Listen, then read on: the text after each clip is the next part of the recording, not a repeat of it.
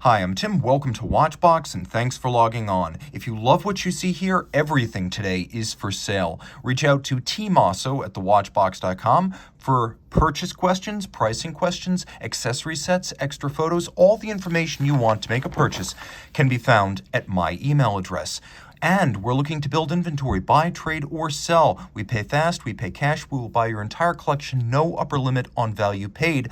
Reach out to tmosso at thewatchbox.com whether you wish to buy, trade, or sell. Now today, we are going to have more fun than we've had in a long time on this show. We're starting our weekend off right with a spectacular watch that might be the best all-around diver Omega currently makes. 39.5 millimeters in stainless steel. This is the Planet Ocean, designed as a mid-size watch for those who have a taste for a smaller watch or a smaller wrist, and it can be difficult to wear the modern Planet Oceans.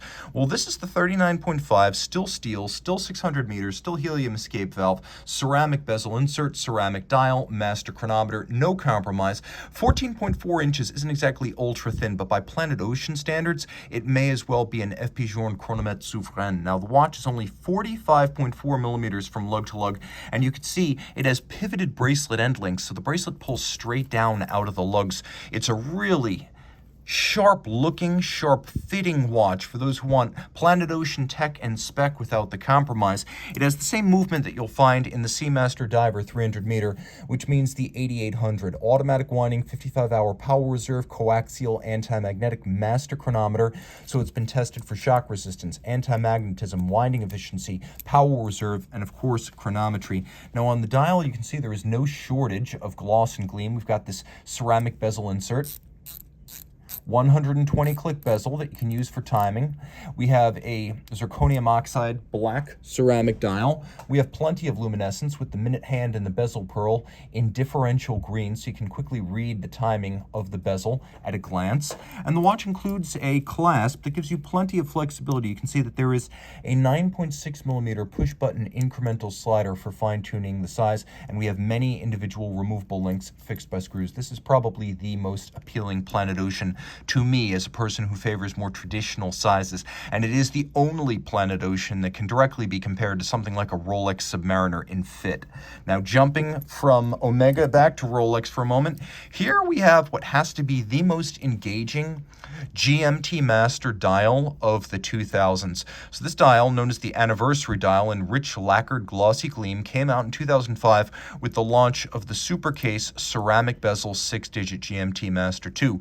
This is a V-series watch, so 2009. You can see it wears nicely on my wrist. It is massive. It's not thick, not by a long shot, but every Rolex watch of the modern era in steel feels like it's gold. Every Rolex watch in gold feels like it's platinum, and that's just because the solid case back, the solid end links, the solid center links, and the thick gauge metal that's used for the bracelet. Here you can see an oyster clasp with the pivoted, and I'll show you what I mean by that, the spring-loaded pivoted lift lock system with a beak and a hook, so it latches once, it latches again, double locking. It's got the Easy Link 5mm tool-free adjustment. It is a GMT Master II, which means you can set the hour hand independently from the 24-hour hand. Let me quickly demonstrate how that works. You can see I can change my local time zone. While the watch continues to tick, I can even jump forward or backwards, east and west, changing the date as I go, hacking seconds, set everything in sync. Now you can see that the 24-hour hand moves at half the speed of the 12-hour hand. The watch is 100 meters, water-resistant, automatic winding, chronometer certified, 48-hour power reserve, and it has plenty of luminescence with Rolex Chromolite Blue Lume. The bezel is ceramic insert with gold infill, so you have those golden characters. Now let's jump to something that's completely different. We're discussing the best of East and of West. Here is a GMT that is very distinct aesthetically from anything made in Switzerland, and we'll work our way from the inside out.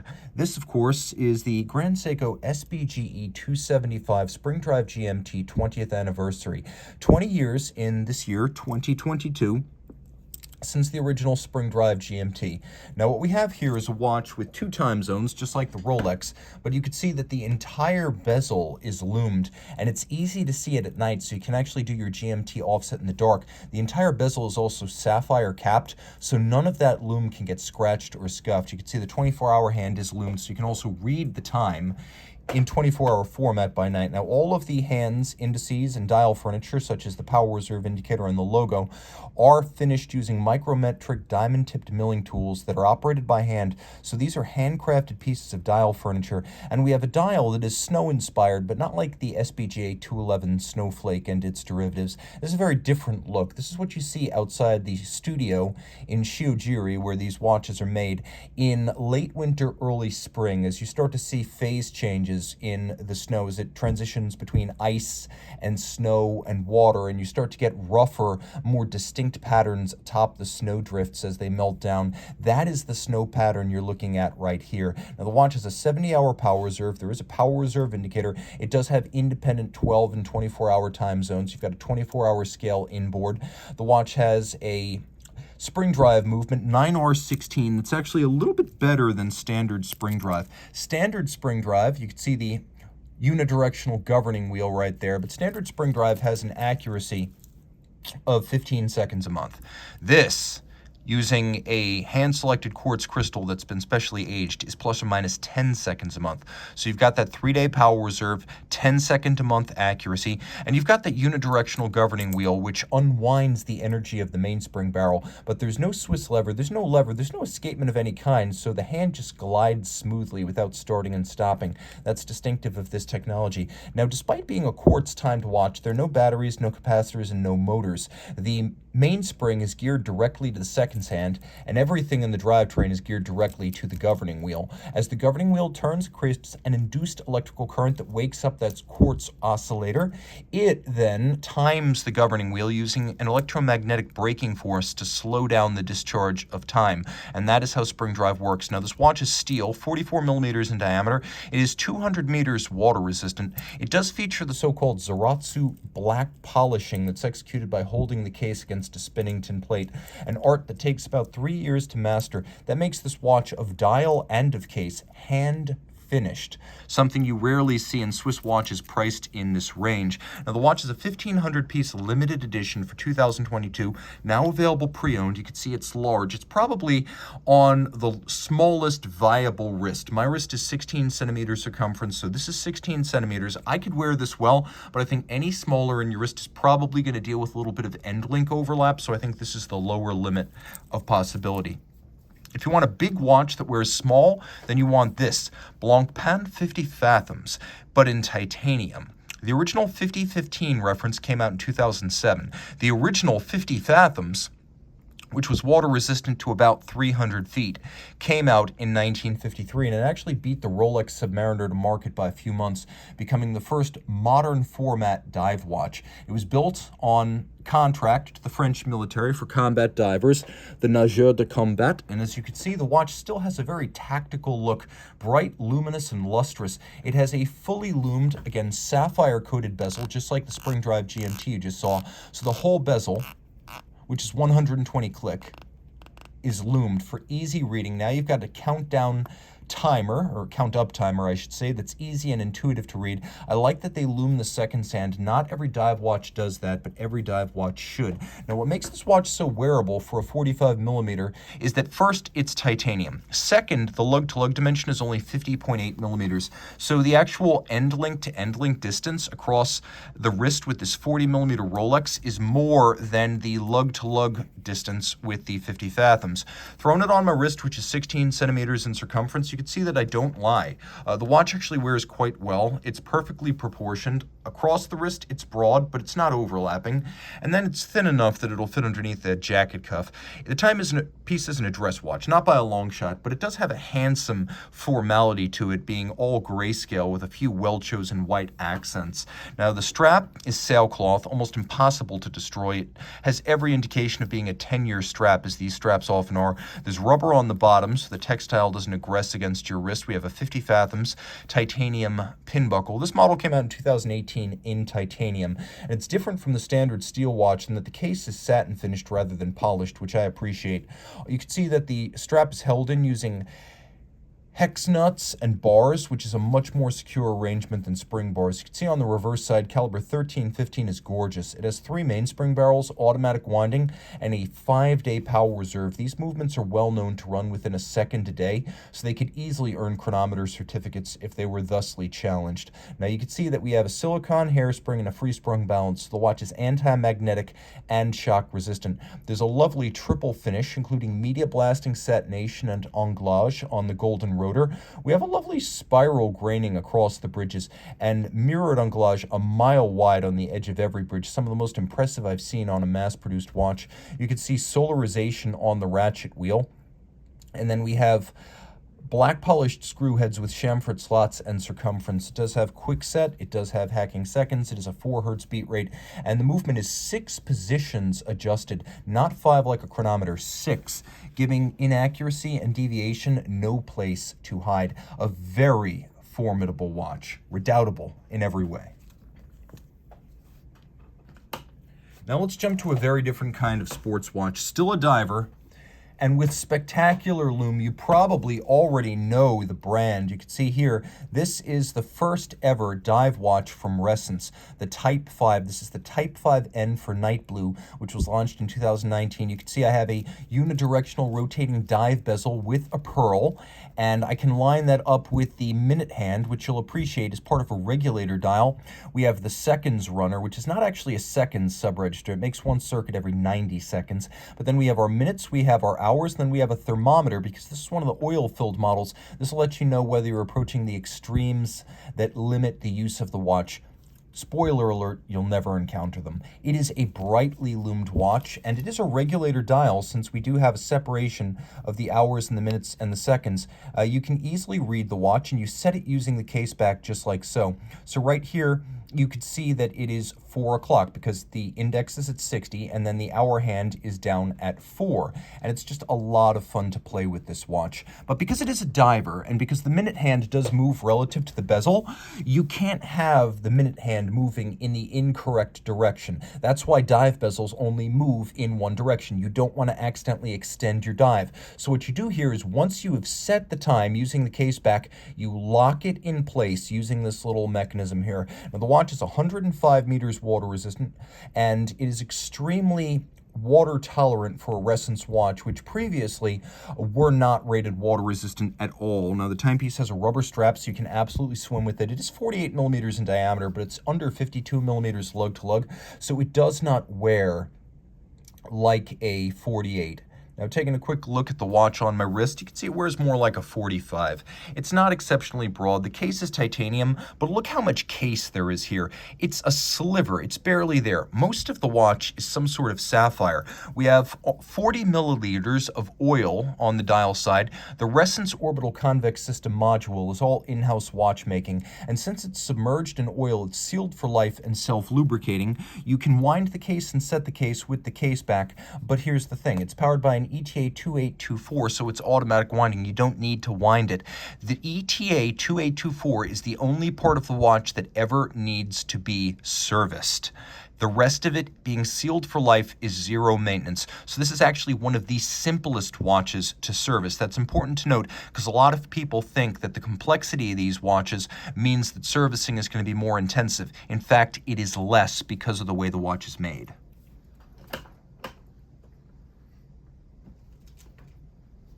This watch here is a sports watch, but of a very different ilk. 41 millimeters in red gold. This is the Breitling Navitimer 1959 edition. It is a 159-piece edition in rose gold with a vintage-inspired beaded bezel and AOPA in all but name wings on the dial side. And I'll remove some of the marks from glue. We had a sticker on this watch a few minutes ago, but you can see that the dial features a sort of fauxtina with lovely gold syringe-style hands. The Navitimer launched in the mid-1950s, and it was sold in the U.S. through the Airplane Owners and Pilots Association. On the shield at the center of the wings, you would see AOPA on those originals. Now, the watch is a circular slide rule. You do have that functionality here, and for the sake of historical accuracy, it's close in size at 41 millimeters. It is a manual wind conversion of the Breitling B01 caliber called the B09, so it's true in that regard as well. It's true in the use of the beaded bezel and a plexiglass crystal. A quick lume shot, you can see there is no shortage. And the watch features rose gold on this dial, ecru lume, silver registers, and black. Now you can also see that the watch features little marks at 3 minutes, 6 minutes, and 9 minutes, because in the middle of the 20th century, that's how long-distance calls were built in 3-minute increments, and that's why that is here today. We have a B09 caliber, which is the B01 converted to be a manual wind, which helps this watch to be a little bit thinner than other Breitling watches. It still has a 70-hour power reserve, a chronometer certification, a crisp column wheel operation, and a vertical clutch engagement system, so it still has all of that. Now, there was a 1959 in steel. They made 1,959 of those, and there was a 59-piece platinum version. This, again, is 159 pieces, and you can see it has a lovely vintage profile with a narrow case band and short, minimally beveled lugs with squared-off ends, a real traditionalist's piece with a little bit of upscale luxury refinement in the form of the rose gold.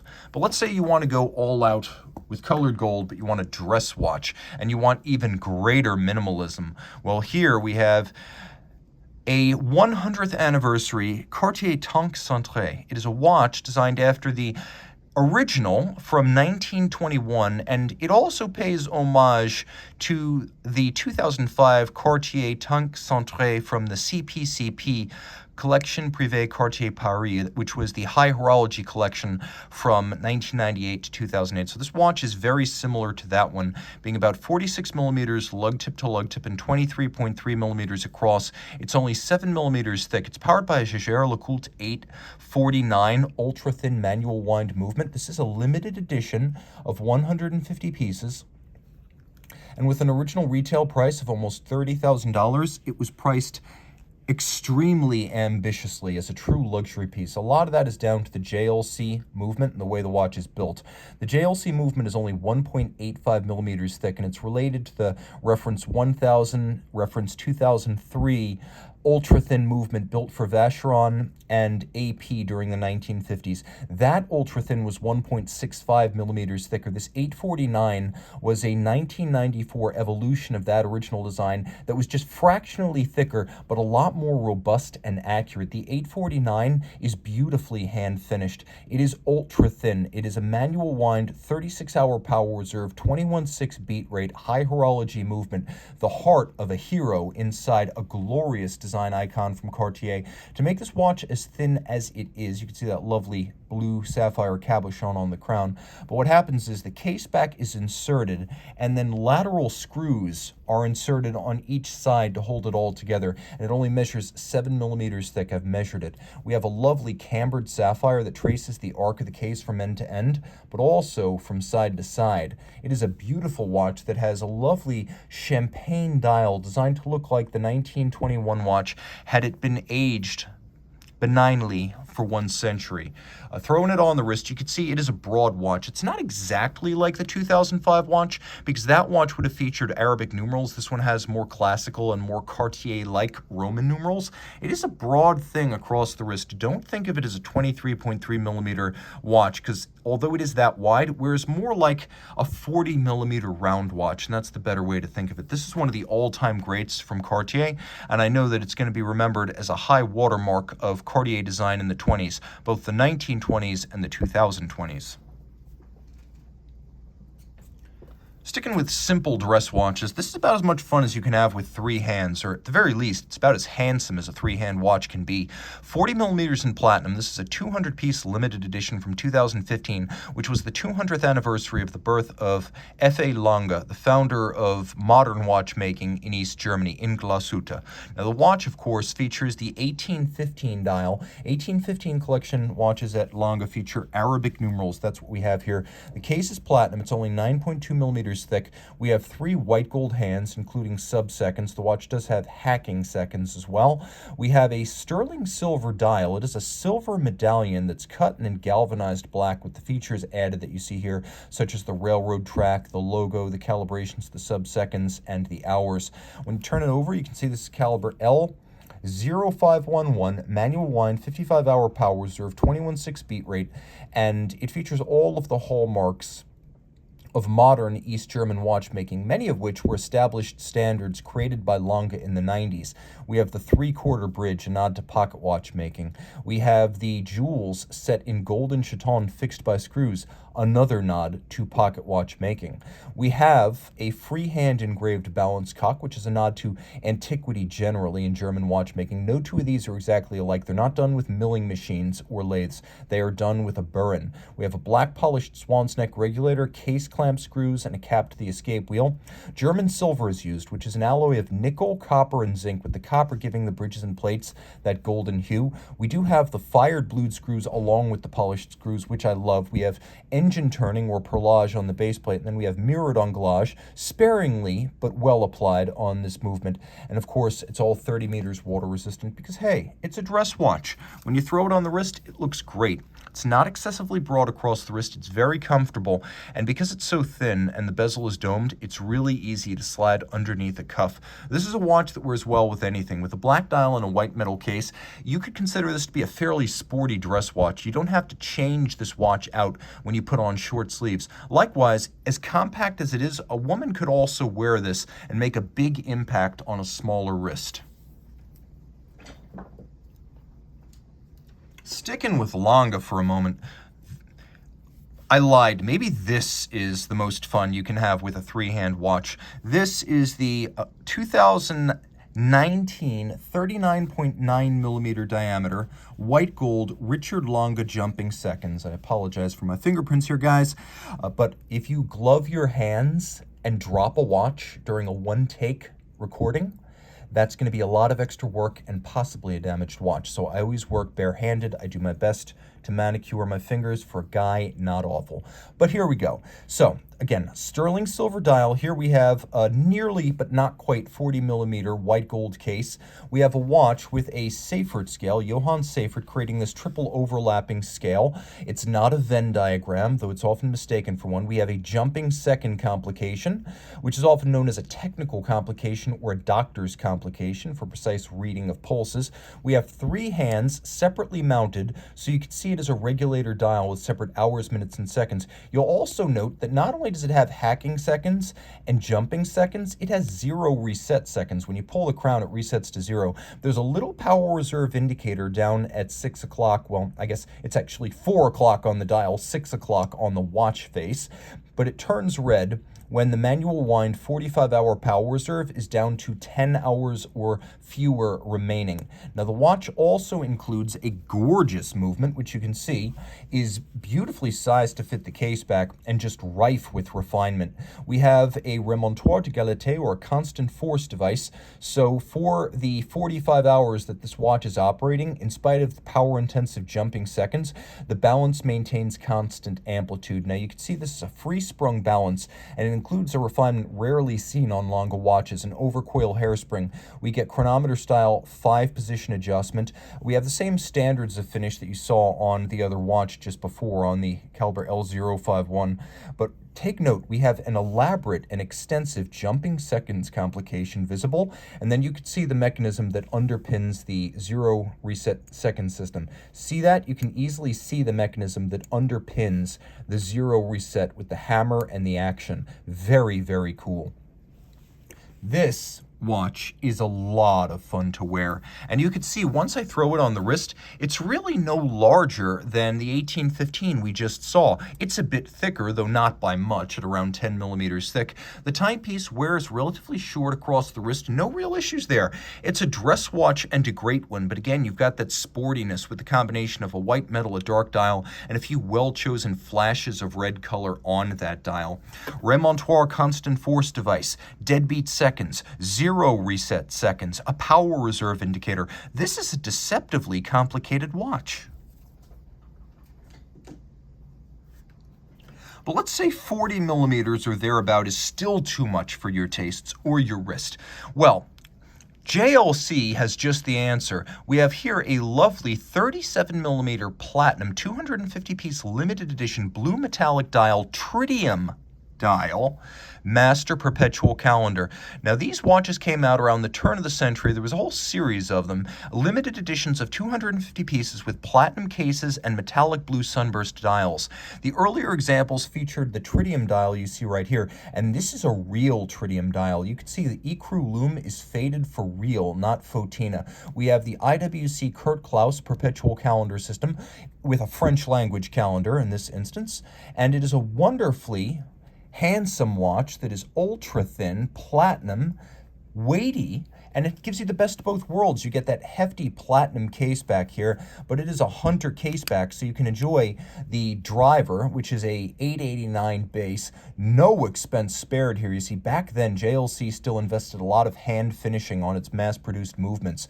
We have a 6-position adjustment, not 5 like a chronometer.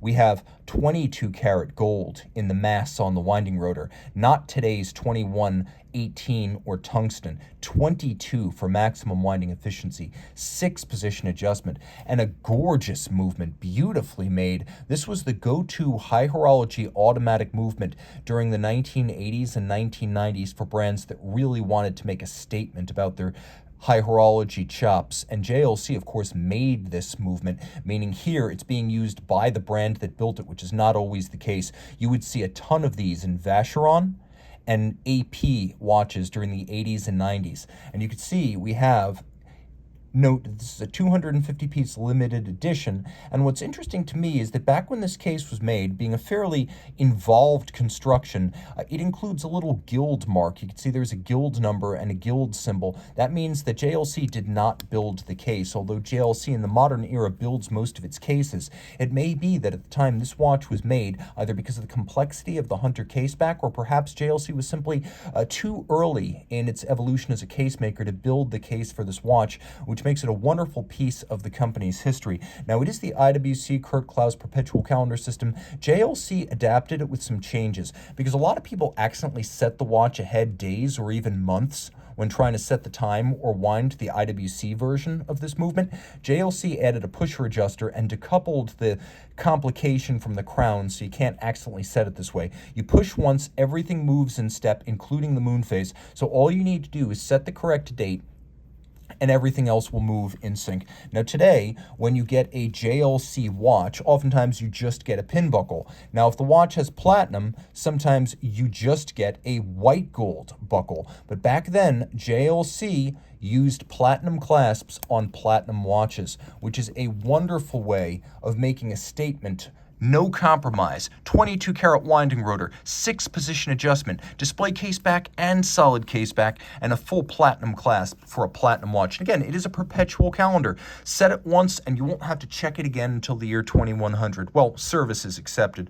This is a fantastically short watch across the wrist, being only about 44 millimeters from lug to lug. Anyone can wear it, and although this isn't known as an ultra thin, it is ultra thin by JLC standards. A really special piece and a subtle statement piece that only the connoisseurs will pick up.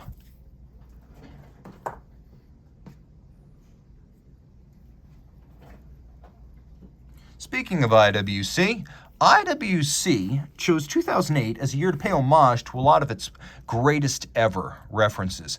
There was a vintage Portugueser, there was a vintage Pilot, there was a vintage Aquatimer, there was a vintage Portofino, there was a vintage Ingenieur. Well, take a look right here. This is the vintage Portofino 1984. Of all the watches honored by the vintage series in 2008, this one pays tribute to the newest among those honorees, as the watch inspiring this one was created in 1984. Hanno Bircher designed the watch to look like a pocket watch converted into a wristwatch. It was the beginning of the modern Portofino collection, and IWC watchmaker Kurt Klaus designed a moon phase complication to work on top of an IWC pocket watch mechanical movement. The result was a super premium priced manual wind moon phase that was generally only available by special order, and it remained in the catalog at exorbitant pricing through the late 1990s. This watch pays tribute to that one, but whereas that original so-called giant Portofino, or fried egg as it was nicknamed, featured a silver dial and a yellow gold case, this one features a more contemporary black dial with stainless steel case. It is still a giant Portofino though. As you can see, broad, saucer-like, and thin. It's 46 millimeters across, so it really does fill out your wrist for a very traditionally styled dress watch. It's larger than almost any modern Portugueser, which you would expect to be the giant dress watch in the IWC collection, but this is one of the exceptions. This will hold its own for wrist presence against any Portugueser. Now, of course, the watch features a pocket watch movement. 37, I believe, 0.8 millimeters across, or it might be 38.7. This is an enormous caliber 98800, and it is built like a pocket watch movement. You have the crown wheel, the ratchet wheel, an enormous swan's neck style click spring with an extensible click. You could just see it moving underneath the sticker. Unfortunately, the caseback sticker blocks your full view there. Then you have a traditional center wheel architecture leading down to an enormous balance that's almost the radius of the movement, beating away at 18,000 vibrations per hour. Now, there is an overcoil hairspring, and it is adjusted in 5 positions, again, like a chronometer. There's an enormous hacking lever, one of the largest I've ever seen. And again, this is a big, slow, lazy 18,000 vibration per hour beat rate. We have pivot jewels set in gold and chaton, and we have a Jones Arrow index named after the American founder of IWC, who used ultra-long micrometric adjustment indices on the pocket watch movements he designed. Of course, IWC out of Schaffhausen, Switzerland, was the first major Eastern Swiss German language watchmaker in the country, and it continues in the tradition of F.A. Jones today by referencing the way he designed movements.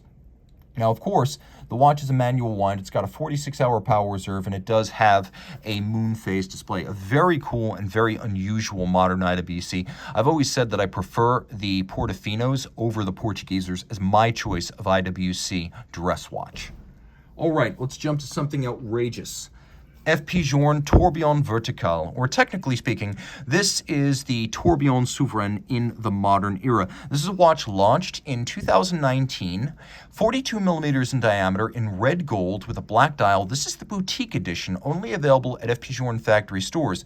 Now, when you get closer, you can see there is a lot of refinement here. There's a very subtle hobnail pattern across the dial base. And then you can also see that we have a grand faux enamel, a set of hours and minutes with small seconds sort of merged.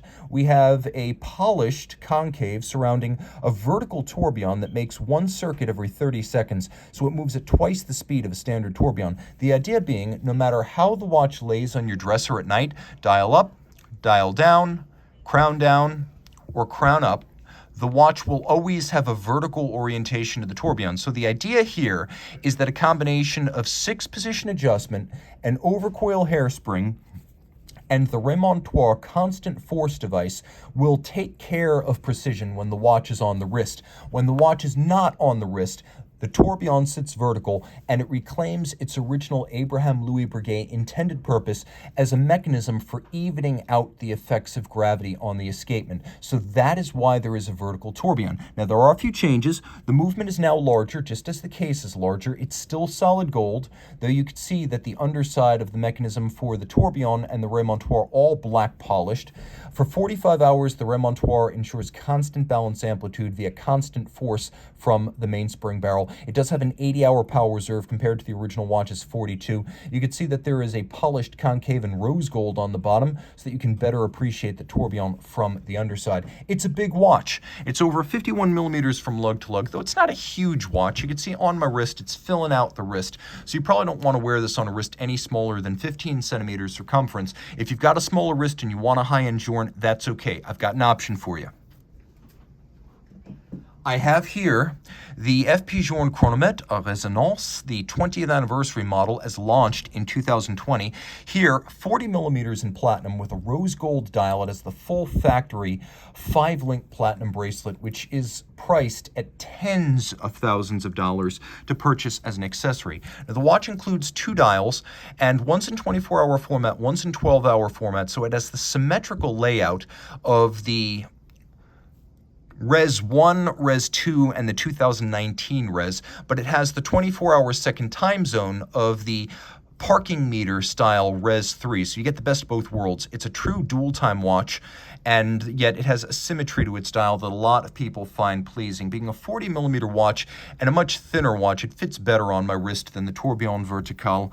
The dials, of course, are set using a crown that is now up at approximately 1 o'clock, maybe we'll call it 1:30, so you can easily set the two sides independently and then wind the watch more easily. Previously, there was a bullhead winder, and that was always difficult to wind and set. Now we have 2 seconds hands, and you can see right now they're synced up, but when you first start the watch from a stop, they might not be. So once resonance couples the two sides of the movement, usually takes about 7 to 10 minutes, use the flyback to reset and synchronize. Now, there is a hole in the dial, we'll call it an aperture or a set of apertures, that reveal the differential, which powers the two sides of the movement via a single mainspring barrel. That's a big change from the previous resonance watches. So each side gets the same amount of driven torque off the barrel, and then to further ensure constant force, we have remontoirs d'égalité, which are frankly advertised on the dial, so you knew this was coming. But like the Chronomet Optimum, the Vagabondage 2, and the Tourbillon Souverain, we have, for 28 hours of the 42-hour power reserve, constant force to the escapement and thus constant amplitude. The two balances beat in opposition to each other, and they synchronize so that they vary by no more than about 5 seconds against each other per 24 hours. Because they beat in opposition, but with equal amplitude and frequency, and because they're synchronized to each other, if one runs slow, the other corrects by an equal and opposite margin, and vice versa. That's how it works. The resonance chronometer is a self-regulating, resonance-coupled chronometer for your wrist. Okay, you won't see another one of these. In theory, there may be a second example of this 42mm platinum mother-of-pearl dial FPJorn Chronomet Optimum, but our research indicates that this watch is either a piece unique or one of two. So, your chance of encountering another one is, shall we say, low. Taking a look at this watch, what sets it apart isn't the fact that it's an Optimum in 42, which I've always believed to be the best size for this particular model. It's the fact that we have this lovely blue-tinted mother-of-pearl on the dial. Now, the CO, or Chronomet Optimum, has been available in 40mm or 42. I feel that with all that's going on the dial, it breathes a little bit better with a 42mm case. Now, we have a 70-hour power reserve, but for 45 hours of that power reserve, which is why the power reserve is marked as such, the constant force device remains in action, which ensures constant amplitude for 45 hours, which means if you wind the watch at the same time every day, this is, per its name, an Optimum chronometer. Now, taking a quick look, you can see there's a sweep seconds display on the dial, but there's something else going on. We know that there's a remontoir constant force device, and it underpins a deadbeat seconds display on the reverse side of the watch. A deadbeat seconds, which is quirky in that it runs counterclockwise. Now, the watch includes a number of elements designed to make this an Optimum chronometer. Chronomet Optimum, starting with 2 barrels for more even torque release. We then have the linear spring, which you can see, and the escapement that meets out 1-second bursts of energy, so that, again, for 45 hours, constant amplitude via constant force thanks to the remontoir.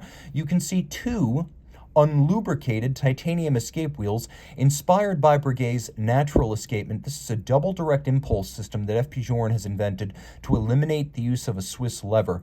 It is self-starting, per FPJorn, and because the wheel impulses the balance directly, it has minimum frictional losses. Now, the balance, which has a lovely black-polished cap on its stud holder, the balance is free-sprung and adjusted in 6 positions, one more than a standard chronometer.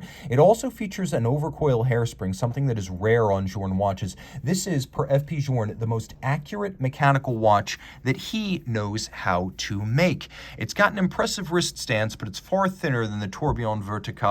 I'd recommend it for a wrist as small as 15 centimeters in circumference. With a gold movement and a platinum case, it's weighty. We finish with a big piece, 43.5 millimeters in white gold. We have the Grubel 4C Tourbillon 24-second incline. We have the incliné in 25 degrees, and the thing about it is that the incline is not the 30 degrees of the double tourbillon, it's 25 degrees, which was judged to be optimum for evening out the effects of gravity on a tourbillon that makes one circuit every 24 seconds. So you can see it's visible through the side, you can see the incline plainly visible, you can appreciate the black polish on the structure that anchors the tourbillon. You can see that it does have a little index attached, though there is a constant seconds display. So if you want to read out 60-second bursts, it's free sprung, it has an overcoil, it's 6-position adjusted, it has a 72-hour manual wind power reserve. The dial, though gray, is made of solid gold. You can see that the case design is distinctive, and on the reverse side, the movement is designed to evoke the pocket watches historically constructed in La Chaux-de-Fonds, where Grubel 4C makes 150 to 200 watches a year.